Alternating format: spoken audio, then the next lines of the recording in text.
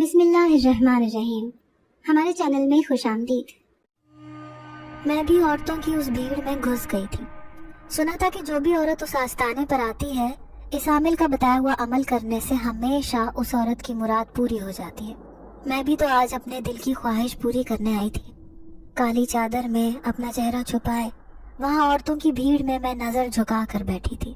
2-3 عورتوں نے گھور گھور کر مجھے دیکھنے کی کوشش کی، کیونکہ وہاں پر موجود ساری عورتیں ہی ادھیڑ عمر کی تھیں، جبکہ میں اکلوتی نوجوان لڑکی جو وہاں اپنے لیے نہیں بلکہ اپنی بہنوں کے لیے عمل کروانے آئی تھی۔ کافی دیر انتظار کے بعد بالآخر میری باری آئی تھی۔ میں گھبراتی ہوئی اندر گئی۔ پہلی بار کسی عامل کے آستانے پر آئی تھی، تو اسی لیے مجھے کچھ بھی سمجھ نہیں آ رہا تھا کہ میں اس عامل سے کیا بات کروں۔ 2-3 دفعہ عامل کے پوچھنے پر بھی میں خاموش بیٹھی رہی۔ تب اس کی مریدنی سخت لہجے میں کہنے لگی، او لڑکی، جلدی بتا، اور بھی عورتیں ہیں تیرے پیچھے، عامل صاحب کا وقت ضائع نہ کر۔ میں گھبراتے ہوئے عامل صاحب سے کہنے لگی، بابا جی، مجھے اپنی بہنوں کے لیے آج آپ کے آستانے پر آئی ہوں۔ میری 3 بڑی بہنیں کنواری ہیں، ان کا رشتہ نہیں ہو پا رہا۔ وہ غور سے مجھے دیکھتا رہا، پھر کہنے لگا، تو انہیں یہاں لے کر آتی نا، تو خود کیوں چلی آئی؟ میں گھبراتے ہوئے کہنے لگی کہ کیونکہ وہ پردہ کرتی ہیں، گھر سے باہر نہیں نکلتی۔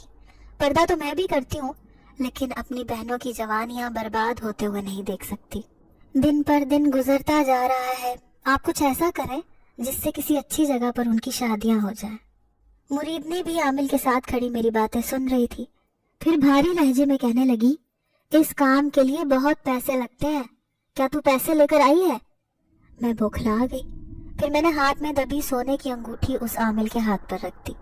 کہنے لگی کہ فی الحال تو بس یہی میرے پاس ہے، لیکن اگر میری ایک بھی بہن کی شادی ہو گئی تو میں اور بھی بہت کچھ آپ کو لا کر دے سکتی ہوں۔ اس انگوٹھی کو دیکھ کر عامل کی آنکھوں میں چمک آ گئی۔ پھر کہنے لگا، ٹھیک ہے، اپنی بہنوں کا نام اور سب کچھ اس کاغذ پر لکھ دے، پھر اگلی جمعرات کو دوبارہ اس آستانے پر آ جانا۔ ایک ایسا عمل بتاؤں گا جس سے تمہارے من کی مراد جلد پوری ہو جائے گی۔ میں چپکے سے اس آستانے سے نکلی اور ادھر ادھر دیکھتے ہوئے گھر کی طرف چلی آئی۔ نہ جانے مجھے کیوں ایسے محسوس ہو رہا تھا جیسے میرا کوئی پیچھا کر رہا ہو۔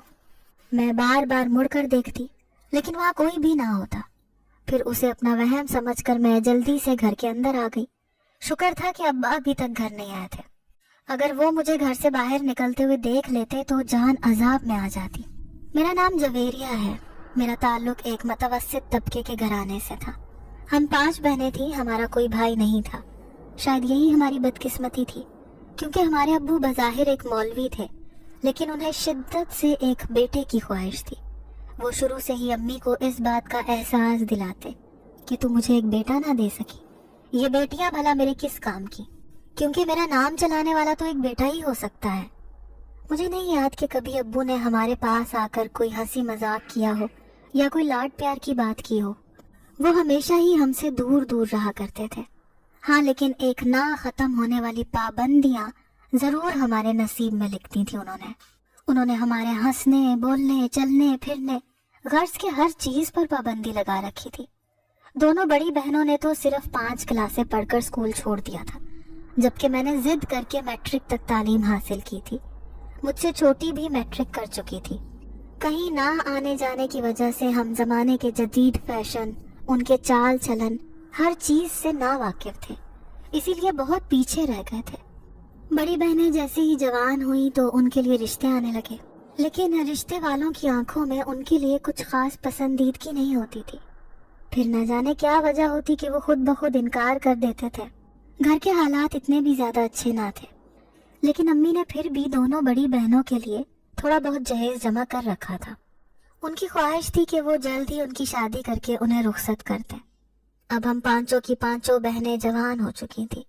سب سے چھوٹی والی 18 سال کی ہو گئی تھی۔ آہستہ آہستہ بڑی بہنوں کی شادی کی عمر نکلتی جا رہی تھی۔ جب کبھی ابو کے سامنے امی اپنی پریشانی کا ذکر کرتی تو ابو کہتے کہ تمہارا نصیب بھی تو ایسے ہی کھوکھلا ہے، ظاہر ہے تمہاری بیٹیاں بھی تم ہی پر گئی ہیں، تم نے کون سا میری زندگی میں خوشیوں کے پھول کھلائے ہیں، ہمیشہ ہی میری زندگی میں دوزخ بن کر گزاری ہے۔ میری زندگی کی سب سے بڑی خوشی ایک بیٹا ہے، تم مجھے دے ہی نہ سکی۔ ہم سب ابو کی یہی باتیں سنتے سنتے جوان ہوئے تھے، اسی لیے میرے دل میں ان کے لیے کوئی خاص محبت نہ تھی۔ انہوں نے کبھی ہم ساری بہنوں کو سمجھا ہی نہیں. ہم بہنوں کو تو کسی دوسری لڑکی سے دوستی کی اجازت تک نہ تھی، لیکن پھر بھی میں نے اب اس سے چھپ چھپ کر محلے کی ایک لڑکی فضا سے دوستی کر رکھی تھی. پھر فضا نے مجھے بتایا کہ ہماری بستی کے آخری کونے پر ایک عامل کا آستانہ ہے. وہاں پر اکثر عورتیں اپنی مرادیں لے کر آ جاتی ہیں، تو عامل کوئی ایسا عمل بتاتا ہے جس سے ان کی خواہش جلد ہی پوری ہو جاتی ہے. اب میں بھی اپنی بہنوں کی شادیوں کے لیے ایک خاص عمل کرنا چاہتی تھی، اسی لیے اس عامل کے پاس جا پہنچی. میں اکیلی ہی گھر سے نکلی تھی. امی نے مجھے لاکھ روکا، ابو کا خوف بھی دلایا کہ تمہارے ابو کو پتہ چلے گا تو وہ غصے سے آگ بگولا ہو جائیں گے، لیکن مجھے کسی کی پرواہ نہ تھی. میں اس عامل کے آستانے پر جا پہنچی جس نے مجھے اگلی جمعرات کو آنے کا کہا تھا، لیکن بدلے میں مجھ سے غلطی ہو گئی جو میں نے امی کی سونے کی انگوٹھی اس عامل کو دے دی، وہ بھی امی کو بتائے بغیر. اب میں سوچ رہی تھی کہ جب اگلی جمعرات کو میں جاؤں گی تو وہ عامل لازمی مجھ سے کسی بڑی چیز کا مطالبہ کرے گا، تبھی مجھے وہ کوئی عمل بتائے گا جس سے میری تینوں بہنوں کی شادیاں ہو جائیں گی. اب جیسے ہی اگلی جمعرات آئی تو میں اس عامل کے آستانے پر جا پہنچی. آج بھی چھپ چھپا کر آئی تھی. امی سے لے کر چند پیسے میں نے اپنے پاس پرس میں رکھ لیے تھے. ساری عورتوں کے بعد بالآخر میری باری آ گئی. عامل کی مریدنی نہ جانے مجھے دیکھ کر کیوں عجیب سے انداز میں مسکرائی تھی. میں بری طرح سے گھبرا گئی. پھر عامل کہنے لگا، مجھے یہاں دیکھ کر تمہیں خوشی ہوئی ہے، مجھے یقین تھا لڑکی تم ضرور آؤ گی. میں گھبرا کر کہنے لگی، عامل بابا، میں وہ عمل جاننا چاہتی ہوں جسے کر کے میری ساری بہنوں کی شادیاں ہو جائیں گی. ان کی شادیوں کی عمر نکلتی جا رہی ہے اور میری ماں اس وجہ سے پریشان رہتی ہے. عامل نے بڑے غور سے مجھے دیکھا، پھر کہنے لگا کہ میں تیرے گھر کے سارے حالات سے اچھی طرح واقف ہوں. تمہاری بہنیں بہت اچھی ہیں، ہر زیور سے آراستہ ہیں، لیکن پھر بھی ان کی شادیاں کیوں نہیں ہو رہی؟ اس کی وجہ تمہارے گھر کی غربت ہے. کیا اس غربت سے چھٹکارا پا کر بہت ساری دولت حاصل کرنا چاہتی ہو؟ میں حیران پریشان ان کی شکل دیکھے جا رہی تھی. پھر اس بات میں سر ہلا کر کہنے لگی، کیوں نہیں؟ میں اچھی طرح جانتی ہوں کہ رشتے والے آ کر میری بہنوں کو پسند تو کر لیتے ہیں، لیکن گھر کے خراب حالات دیکھ کر وہ رشتے کے لیے حامی نہیں بھرتے. عامل اب بہت عجیب انداز میں مسکرایا، پھر کہنے لگا کہ پھر تو تمہیں سب سے پہلے یہ کوشش کرنی چاہیے کہ کسی طرح تمہارے گھر میں دولت کی ریل پیل ہو جائے. تمہارے گھر میں ایسا کچھ ہو جائے گا، لیکن اس کے لیے تمہیں ایک بہت بڑا کام کرنا ہوگا. تو پھر تمہارے گھر کی ساری پریشانیاں دور کرنا، اور اگر اپنی بہنوں کی شادیاں دھوم دھام سے کرنا چاہتی ہو تو تمہیں ایک بہت بڑا کام کرنا ہوگا.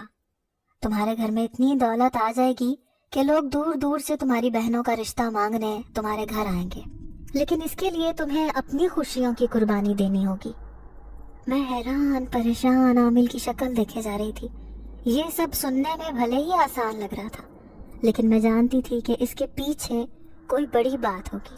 پھر میں نے حتمی لہجے میں کہا کہ میں بچپن سے ہی اپنے گھر کی غربت دیکھتی آئی ہوں. ہم نے آج تک کوئی خوشی نہیں دیکھی. خوشی سے تو ہمارا دور دور کا واسطہ نہیں، لیکن جب مجھے یہ موقع ملے گا تو میں ضرور وہ کام کرنے کی کوشش کروں گی جس سے ہمارے گھر میں دولت کی ریل پیل ہو جائے. پھر عامل نے سرد لہجے میں کہا، ٹھیک ہے لڑکی، پھر اپنی بات پر قائم رہنا. جو کچھ میں تمہیں کہوں گا تمہیں وہ بات ماننی پڑے گی. اس کے بعد ہی تمہارے گھر میں اتنی دولت آ جائے گی کہ تمہیں وہ سب سنبھالنا بھی مشکل ہو جائے گا. آج رات تم واپس جاؤ، لیکن جیسے ہی چاند کی 14 تاریخ آئے تو تمہیں مجھ سے ملاقات کرنے کے لیے اس بستی کے پیچھے ایک جنگل ہے. اس جنگل میں موجود ایک پرانا گھر ہے.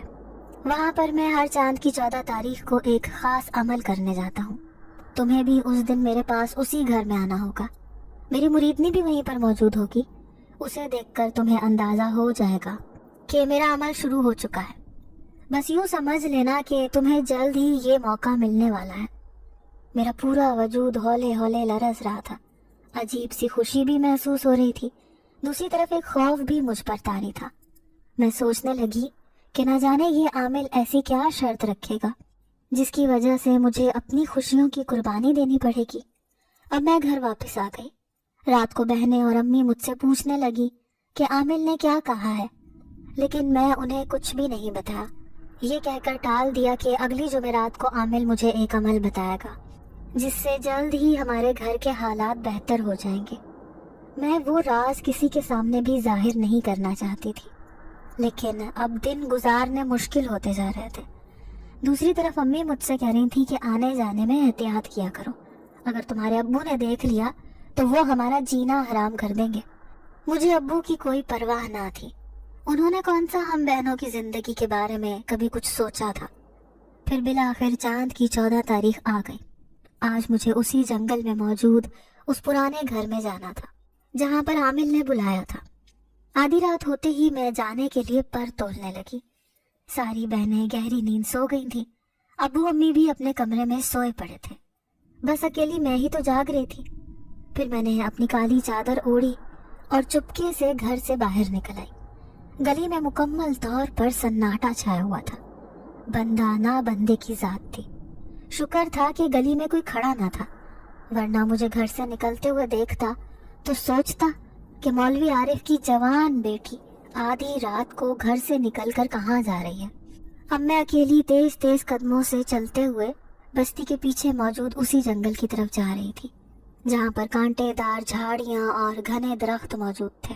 اس کے برابر میں ایک پرانا قبرستان بھی تھا۔ میں کبھی بھی یہاں نہیں آئی تھی، ہاں لیکن اکثر اسکول سے آتے جاتے اس ویران سے جنگل کے سامنے سے ضرور گزر کر جاتی تھی۔ تیز تیز قدموں سے چلتے ہوئے میں 1-1.5 گھنٹے میں اس گھر کے سامنے پہنچ گئی۔ گھر کے دروازے پر ہی وہ مریدنی کھڑی جیسے میرا انتظار کر رہی ہو۔ اسے دیکھ کر مجھے تھوڑا حوصلہ ہوا۔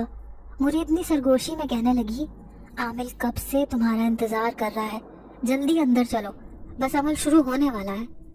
اب میں تھوڑی گھبرائی ہوئی سی اندر چلی گئی۔ عامل نے مجھے سامنے بٹھایا، خود کہنے لگا کہ دیکھ لڑکی، جو کچھ میں تمہیں بتانا چاہتا ہوں اسے بڑے غور سے سننا۔ ہر رات چاند کی 14 تاریخ کو 3 مہینے بعد میں یہ عمل کرنے آتا ہوں۔ میرے کئی جن زادوں سے تعلقات ہیں، وہ سب میرا کام کرتے ہیں، بدلے میں بھی انہیں خوش کرتا ہوں، ان کی خواہشیں پوری کر کے۔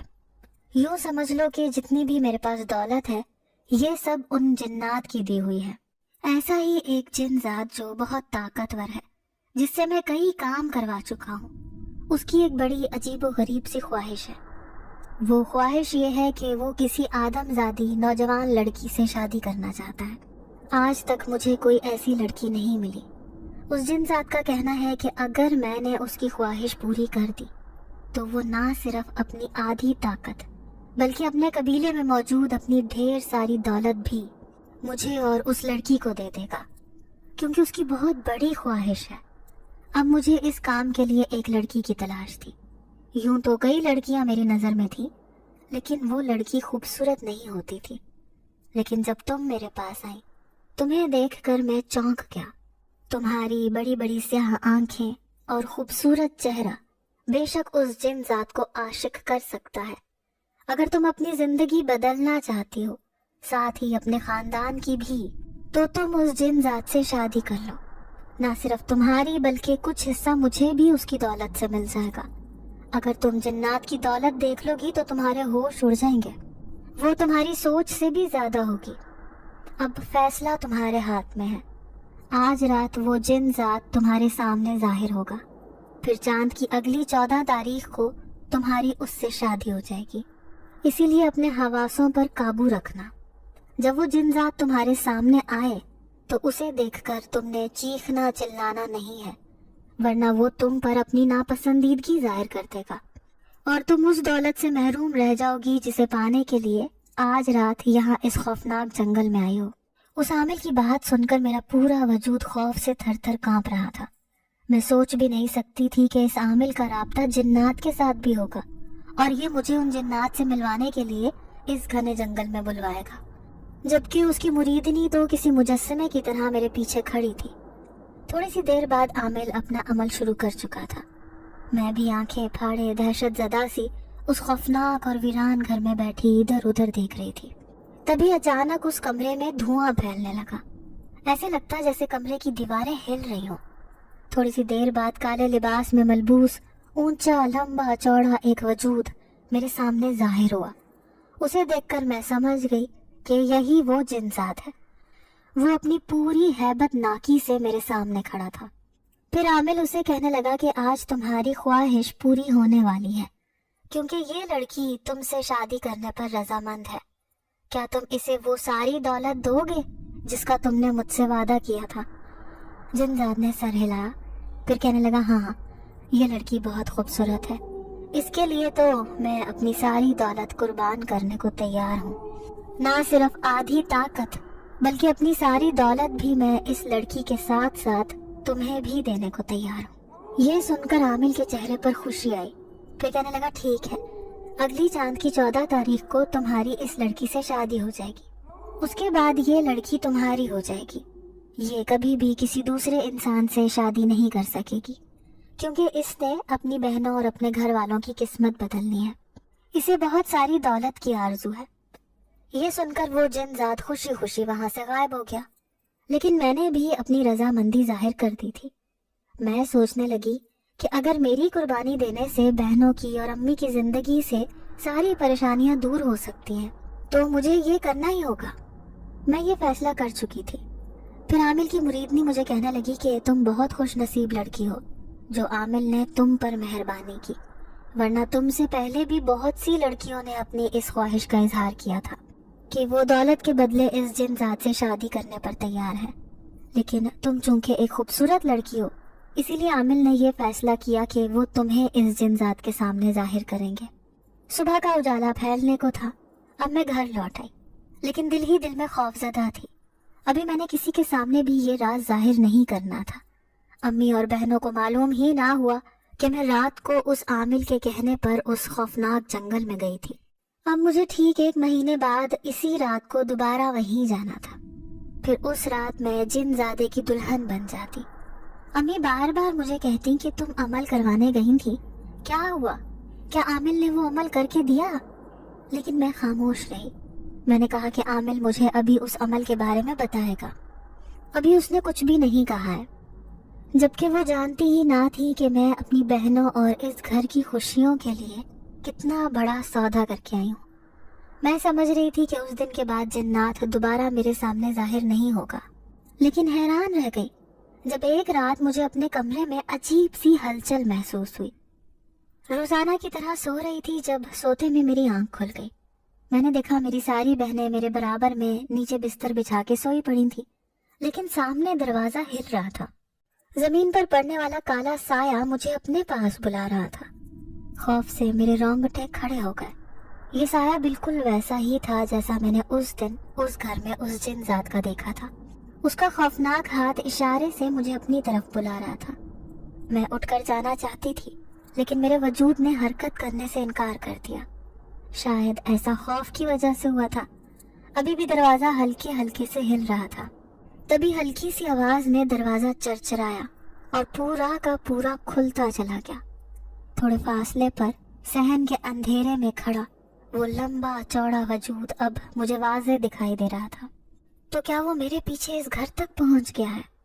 تبھی میں بالکل آہستگی سے اٹھی، بنا قدموں کے شور کے باہر صحن میں آ گئی۔ اب وہ سیڑھیوں تک چلا گیا تھا، جیسے مجھے اپنے پیچھے پیچھے بلا رہا ہو۔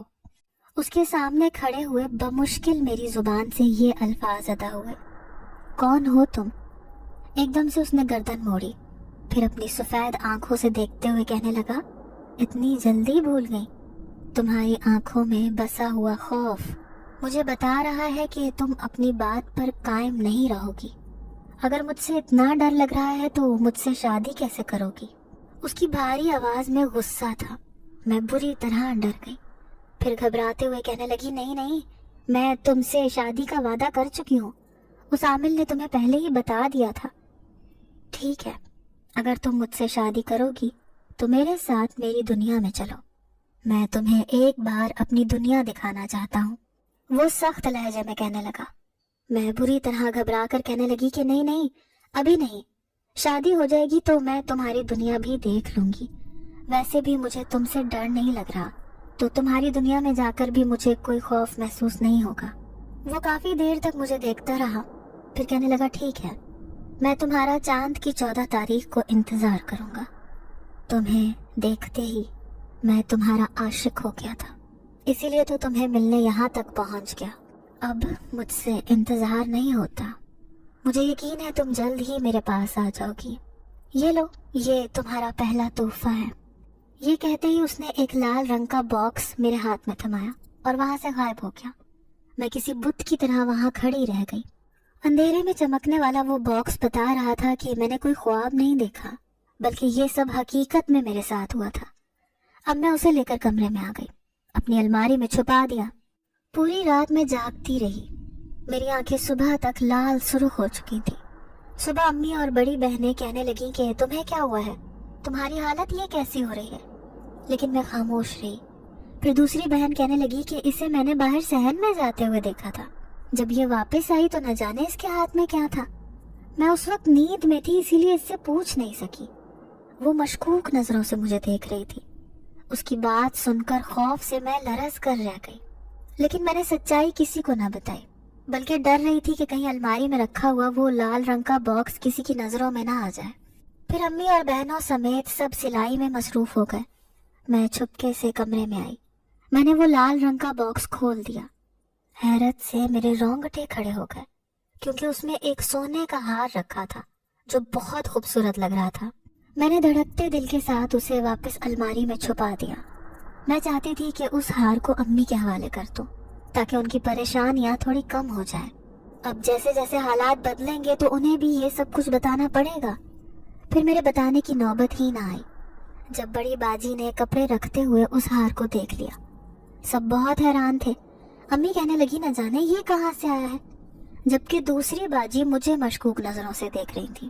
کہنے لگی ہاں یہی لال رنگ کا باکس تو میں نے جویریہ کے ہاتھ میں دیکھا تھا۔ پھر میں کہنے لگی امی میں رات کو وہی عمل کر رہی تھی جو عامل نے مجھے بتایا تھا، اس عامل نے ہی مجھے یہ عمل پورا کرنے پر انعام دیا تھا۔ امی بہت خوش ہوئی، کہنے لگی اچھا کہیں یہ نکلی تو نہیں ہے؟ میں نے کہا نہیں امی یہ بالکل سونے کا بنا ہوا ہے۔ امی کہنے لگی ٹھیک ہے، اسے تو میں اپنی بڑی بیٹی کے جہیز میں رکھ دوں گی، اچھا اس کے کام آ جائے گا۔ وہ بہت قیمتی اور بھاری ہار تھا۔ پھر میں دل ہی دل میں سوچنے لگی کہ ابھی تو یہ ایک ہار ہے، جب میں اس جن ذات سے شادی کر لوں گی تو بدلے میں وہ مجھے ڈھیروں خزانہ دے گا، تب ان کے چہرے پر کتنی خوشی ہوگی۔ یہی سوچ کر میں خوش ہو رہی تھی۔ پھر آہستہ آہستہ دن گزرنے لگے۔ اب مہینہ پورا ہونے میں چند دن ہی باقی تھے۔ پھر ایک دن کالی چادر میں لپٹی اس عامل کی مریدنی دروازے پر آئی۔ امی کہنے لگی کہ تم سے ملنے ایک عورت آئی ہے، لو بتاؤ آج کل تم کیا کرتی پھر رہی ہو؟ جیسے ہی میں باہر گئی تو مجھے اس کو دیکھ کر اتنی حیرانی رہ گئی۔ پھر وہ سرگوشی میں کہنے لگی مجھے تم سے ایک ضروری بات کرنی ہے، مجھے عامل نے تمہارے پاس بھیجا ہے۔ اب میں اسے لے کر اندر آ گئی۔ پھر مریدنی کہنے لگی بس 14 تاریخ کو 4 دن ہی بچے ہیں، اسی لیے میں تمہیں یقین دہانی کروانے آئی ہوں، کہیں تمہارا ارادہ نہ بدل جائے۔ لیکن میں نے اسے یقین دلا دیا کہ عامل نے مجھے جو کچھ بھی کہا ہے میں اس پر راضی ہوں، آخر کو مجھے بھی اپنی اور اپنی بہنوں کی قسمت بدلنی ہے۔ یہ کہہ کر مریدنی خوشی خوشی واپس چلی گئی۔ لیکن برا ہو میری قسمت کا، جب اس کے گھر سے نکلتے ہوئے ابو نے دیکھ لیا۔ وہ غصے سے آگ بگولا ہو کر گھر آئے۔ پھر امی سے کہنے لگے کہ یہ عورت کون تھی، اسے تو میں نے عامل کے آستانے پر دیکھا ہے، میں ایسی عورتوں کا آنا جانا پسند نہیں کرتا، کس کی اجازت سے وہ اس گھر میں آئی تھی؟ امی یہ سن کر گھبرا گئی۔ تبھی باجی کہنے لگی وہ امی کو دم کرنے آئی تھی، ان کی طبیعت خراب ہے۔ ابو نے غصے سے امی کو دیکھا، کہنے لگے اس کی تو آئے دن طبیعت ہی خراب رہتی ہے، جب سے شادی ہوئی ہے اس کا یہی رونا رہتا ہے، اس عورت سے میں سخت تنگ ہوں۔ شکر ہے کہ باجی نے بات سنبھال لی تھی، آج کل ابو ویسے بھی گھر سے غائب رہنے لگے تھے، وہ رات کو دیر سے گھر آتے تھے۔ اس رات میں نے امی کو بتا دیا کہ عامل نے مجھے ایک عمل بتایا ہے جس کے کرنے سے ہمیں یہ ساری دولت مل جائے گی، اس کے بعد آپ آرام سے اپنی ساری بیٹیوں کی شادیاں کر سکتی ہیں۔ امی کو اس بات پر یقین نہ آیا، کہنے لگی ایسا تھوڑی ہو سکتا ہے، وہ عمل تو جھوٹا لگتا ہے۔ لیکن میں نے انہیں یقین دلایا کہ نہیں، ایسا ضرور ہوگا۔ میں امی کو پہلے سے ہی ذہنی طور پر تیار کرنا چاہتی تھی۔ پھر آخر کار وہ رات آ ہی گئی۔ آج پھر مجھے وہیں پر پہنچنا تھا، لیکن آج ابھی تک ابو گھر نہیں آئے تھے، اور میں نہیں چاہتی تھی کہ جیسے ہی میں گھر سے جاؤں وہ واپس آئیں، اور آخر کو انہیں علم ہو ہی جاتا کہ ان کی بیٹی ایک گھر سے غائب ہے۔ کافی دیر تک ان کا انتظار کرتی رہی لیکن وہ نہ آئے۔ ناچار امی اور بہنوں کے سو جانے کے بعد میں اکیلی گھر سے نکلی اور تیز قدموں سے چلتے ہوئے वहीं उस खौफनाक जंगल में मौजूद वीरान घर में पहुंच गई, जहाँ मुरीदनी और वो आमिल मेरा इंतजार कर रहे थे। आमिल मुझे देखकर खुश हुआ, फिर कहने लगा, तुम तो अपनी बात की पक्की हो, तुमने तो मुझे खुश कर दिया।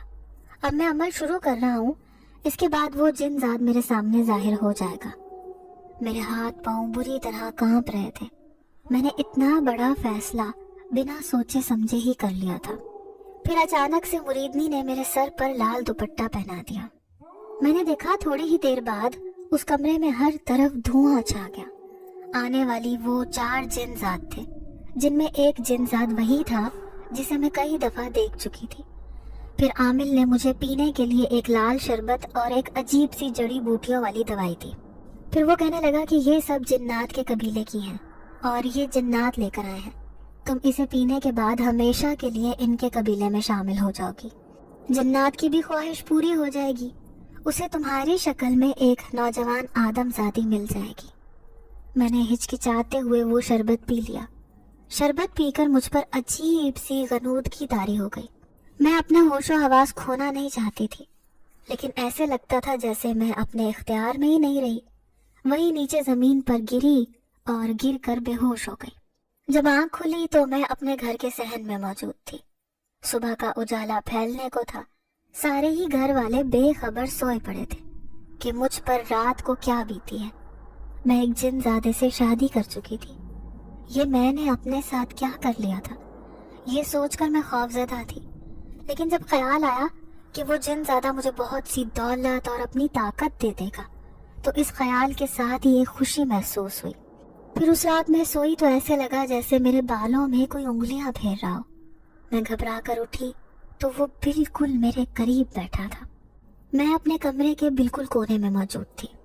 फिर वो सरगोशी में कहने लगा, आओ मेरे साथ आओ, मैं तुम्हें अपनी दुनिया में लेकर चलता हूँ। अब तुम एक जिन्नजादे की दुल्हन हो। मैं आंखें फाड़े उसे देखती रही। उसकी बात से इनकार भी नहीं कर सकती थी। आखिर को मैंने उससे शादी कर ली थी, इसीलिए जैसे ही हामी भरी तो वो मुझे अपने साथ लेकर बाहर आ गया। उसने मुझे आंखें बंद करने को कहा। आंखें बंद करने के साथ ही मैं खुद को हवा में महसूस कर रही थी। काफी देर तक यूं ही अपने वजूद को हल्का फुल्का महसूस करती रही।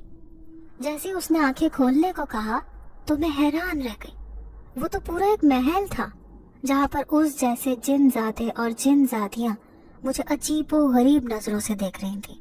फिर जिन्नजादा सबके सामने कहने लगा, आखिर को आज मेरी बरसों की ख्वाहिश पूरी हो गई।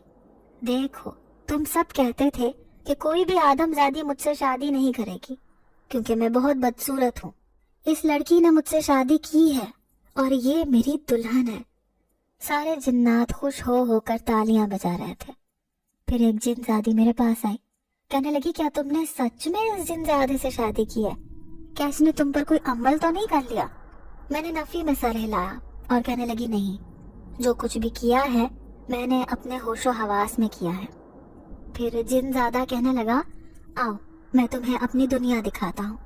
वो मुझे लेकर एक बाग में आ गया, जहाँ पर खूबसूरत रसदार फल लगे हुए थे। इतने हसीन फूलों को फलों को देखकर मैं हैरान रह गई।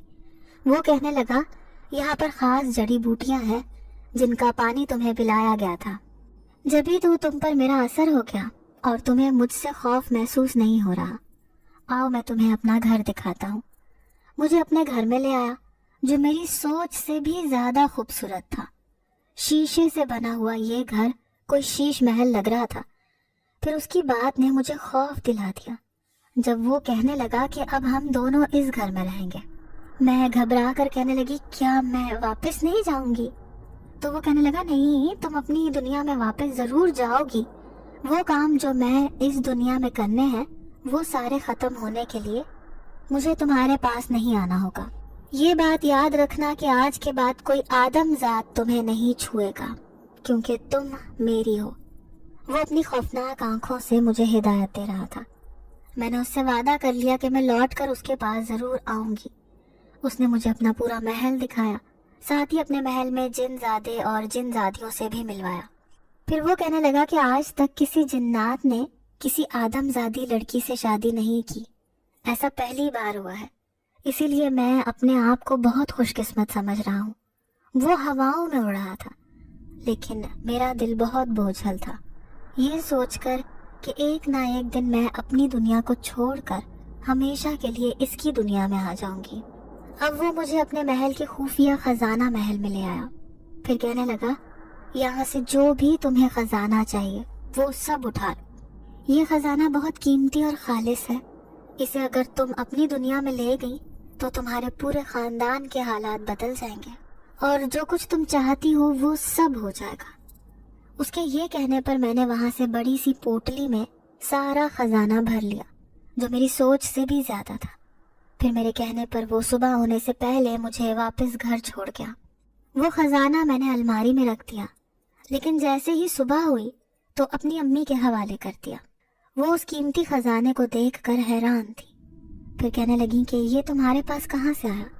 تو میں نے کہا کہ امی، میں نے ایک خاص عمل کیا ہے، اس عامل کے کہنے پر اب ہم بہت امیر ہو گئے ہیں، جیسے ہی ہم امیر ہوں گے تو باجیوں کے رشتے بھی دھڑا دھڑ آنے لگیں گے۔ پھر دوسری باجی کہنے لگی کہ یہ بالکل پاگل ہو چکی ہے، نہ جانے کیا کرتی پھر رہی ہے، ابا نے دیکھ لیا نا تو لینے کے دینے پڑ جائیں گے۔ لیکن امی اداسی سے کہنے لگی کہ اب شاید تمہارے ابا کبھی واپس نہ آئیں۔ ہم ساری بہنیں چونک کر انہیں دیکھنے لگی تو امی نے سر جھکا لیا، پھر کہنے لگی یہ سچ ہے، تمہارے باپ نے بیٹے کی خواہش میں دوسری شادی کر لی ہے، وہ بھی اس بڑھاپے میں۔ اس کی دوسری بیوی ایک طوائف ہے۔ غصے کے مارے میں آگ بگولا ہو گئی، میرا بس نہیں چل رہا تھا کہ میں ابا کو کیا کر دوں، لیکن امی کے سمجھانے پر میں خاموش ہو گئی۔ امی کہنے لگی کہ آخر دوسری شادی کرنا ان کا حق ہے، لیکن میں تنزیہ انداز میں کہنے لگی لیکن ان کے فرض، ان کا ہمارے اوپر بھی فرض بنتا ہے، انہوں نے اپنے فرض کو تو کبھی یاد نہیں کیا۔ لیکن میں نے امی کو کہا کہ پریشان ہونے کی ضرورت نہیں، اب آپ اکیلی نہیں ہیں، ہمارے پاس اس خزانے کی دولت ہے جو بہت زیادہ ہے، ہماری سوچ سے بھی زیادہ، ہم اپنے حالات بدل ڈالیں گے۔ یوں دیکھتے ہی دیکھتے ہماری قسمت ایسی بدلی کہ محلے پڑوس کے لوگ دانتوں تلے انگلیاں دبا کر رہ گئے۔ وہ اس بات پر حیران تھے کہ مولوی عارف کا وہ گھرانہ، جس کی لڑکیاں کبھی کسی شادی بیاہ کے لیے بھی گھر سے باہر نکلتی ہوئی نظر نہیں آتی تھی، آج راتوں رات اتنے امیر کیسے ہو گئے۔ یوں عورتوں کے چکر دن رات ہمارے گھر میں لگنے لگے، قیمتی فرنیچر، خوبصورت گھر اور امی کے ہاتھوں میں موجود سونے کے کڑے گویا ان عورتوں کے لیے بہت دلچسپی کا باعث تھے۔ تبھی تو امی نے صرف ایک بار رشتے والی عورت کو کہا کہ میری بیٹیوں کے لیے اچھے سے رشتے لے کر آؤ، تو اس نے سینکڑوں کی تعداد میں رشتے لا کر امی کو دکھانے شروع کر دیے، جس میں سے ہر رشتے والے لوگ یہ چاہتے تھے کہ سب سے پہلے ہم ان لڑکیوں کو دیکھنے آئیں۔ کوئی کہتا تھا کہ ہم آج ہی دیکھنے آ جائیں گے۔ امی کو کچھ سمجھ نہیں آ رہا تھا۔ پھر میں نے ہی چند لڑکوں کی تصویریں دیکھ کر فیصلہ کیا کہ باجی کی شادی ان لڑکوں سے ہونی چاہیے جو عمر میں بھی ان کے جیسے تھے، شکل صورت کے بھی اچھے تھے۔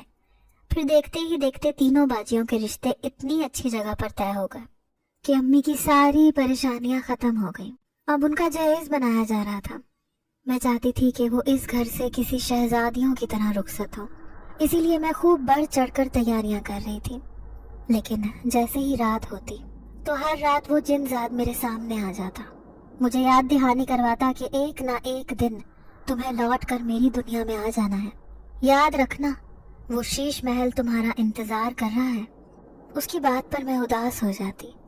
ایسے ہی ایک رات میں چھت پر کھڑی اس سے باتیں کر رہی تھی، جب وہ بتانے لگا کہ میں اس دن بہت بڑا جشن مناؤں گا جب تم ہمیشہ کے لیے میرے پاس میری دنیا میں آ جاؤ گی۔ تو میں کہنے لگی کہ مجھے تھوڑا وقت دو، کیونکہ مجھے اپنے سے چھوٹی بہن کی شادی بھی کرنی ہے، اس کے بعد میں یہ ساری ذمہ داریاں ختم کر کے تمہارے پاس آ جاؤں گی۔ لیکن برا ہو میری قسمت کا جب مجھے بڑی باجی نے اس سے باتیں کرتے ہوئے دیکھ لیا۔ دوسری صبح وہ سب کے سامنے کہنے لگی کہ میں نے اسے چھت پر کسی سے باتیں کرتے ہوئے دیکھا ہے، لیکن وہاں کوئی بھی نہیں تھا، لگتا ہے کہ یہ کوئی اپنے ساتھ بہت برا کر چکی ہے، ایسے ہی تو اتنا سارا خزانہ نہیں ملا، نہ جانے اس نے کیا گل کھلایا ہے۔ اسے مجھ پر شک تھا، لیکن میں خاموش ہو گئی۔ امی کہنے لگی کہ اس نے تو عامل کا بتایا ہوا عمل ہی کیا ہوگا، اور بھلا یہ کیا کرے گی؟ کاش میں بھی تمہارے ساتھ اس عامل کے آستانے پر جاتی تو تمہاری جگہ وہ عمل میں کر لیتی۔ پھر گھر میں شادی کی تیاریاں شروع ہو گئی۔ اس دن تو میں مہندی کے فنکشن کے لیے تیار ہونے لگی۔ तो कमरे में गजरों की महक ने मेरे होश उड़ा दिए। उन फूलों पर नजर पड़ी तो होशो हवास उड़ गए, क्योंकि वो फूल तो बिल्कुल वही थे जो मैंने जिन्नात के बाग में देखे थे। ये बात सोचकर मेरे औसान खता हो गए कि वो यही कहीं मौजूद है, हर पल उसकी नजर मुझ पर ही है।